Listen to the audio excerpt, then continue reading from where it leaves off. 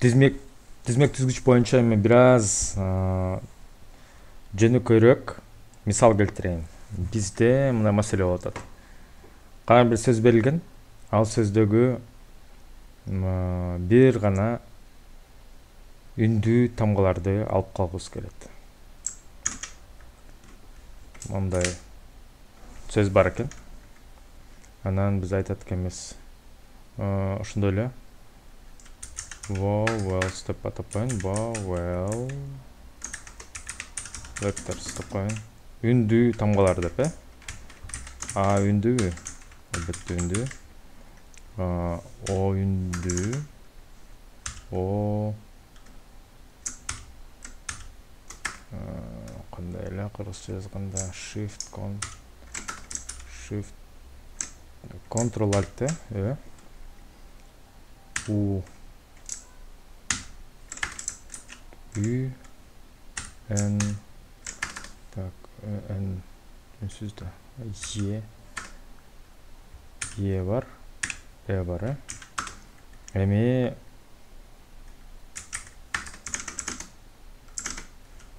vowels деп коеюн. Анан айтабыз тамга for тамга in word. Могу сөздөгү тамгаларды тизип атам.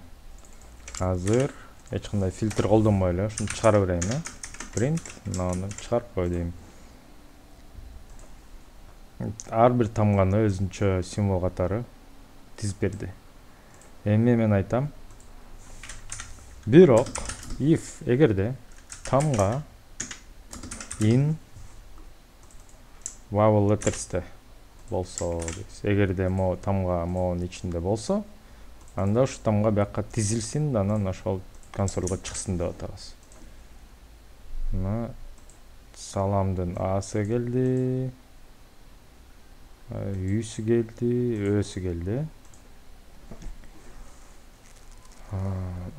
И тамгасын калыптырабыз, бирок бияқта И жок болуш дейилчи.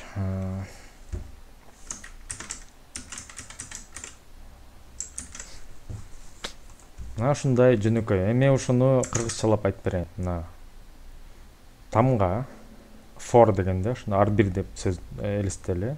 Ар бир тамга ичинде сөз, эгерде тамга ичинде муну мындай деле жазсак болот. Биякачы.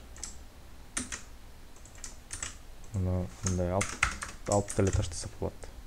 Ошол эле болот.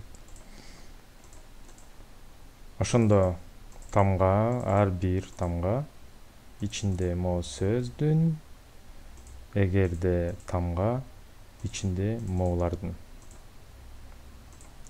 Ушундай жөнөкөй сөздөр колдонуп ушуну программаны жазсак болот.